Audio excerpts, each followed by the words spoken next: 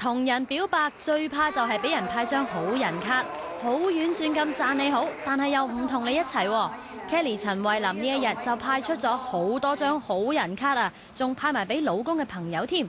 嗱，唔好誤會，以為有好多人向 Kelly 表白啊，實情係嗰啲真係好人嚟㗎，仲好到拎好市民獎添啊！我知道咧，今日咧其中一位好市民咧係你同你先生嘅朋友。係啊，我先生嘅朋友嚟㗎，係啊。其實你知唔知佢之前嗰件事？其實我之前已經知道佢係喺個商場嗰度咧有人偷嘢定乜嘢啦。總之嗰個賊人係拎住把槍嘅喎。拎住把槍。佢照追咯，佢好快咯，追到咯。咁唔單止一次係兩次咯，係啊。咁所以即係今日佢竟然攞到獎咧，真係好開心咯都。咁你自己會唔會真係見義勇為，之後會去搶？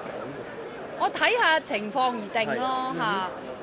如果我又帶住細路，又一家人咁，我諗我高聲呼叫好啲咯，都幫到手嘅。係啦，我把聲夠響啊嘛。仔仔蝦餃仔劉星真係 Kelly 塊心頭肉啊，所以蝦餃仔一有頭暈身慶，Kelly 就非常緊張啦。仔仔呢排點樣啊？而家發燒啊，又係啊，因為琴日同佢打完嗰啲6合1嗰啲針咧，佢又發燒，即係對呢樣嘢都幾敏感咯嚇。咁琴日發燒就即係都預咗嘅，但係都好爭啲要送佢入急症，因為係差唔多到高燒嗰個階段。咁跟住後尾同佢沖完個涼，佢就散咗啲。咁到今日我未出門口之前，佢都冇嘢嘅喎。同我玩得好開心嘅喎，嘰嘎喺度笑。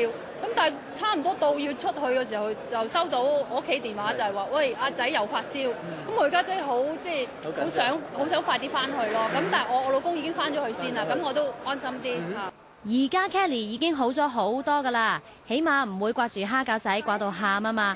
雖然而家 Kelly 以家庭為重，年底嘅各大樂壇頒獎禮都唔會出席，不過佢依然會唱好歌俾大家聽，所以大家都唔使擔心。之後嚟緊出年3月咧，又會出唱片啦，係咪而家觀錄成點啊個階段而家？如火如荼啦嚇，前2日又完成多一首歌啦嚇，咁係咯，就快錄完就可以埋尾㗎啦，12月前一定。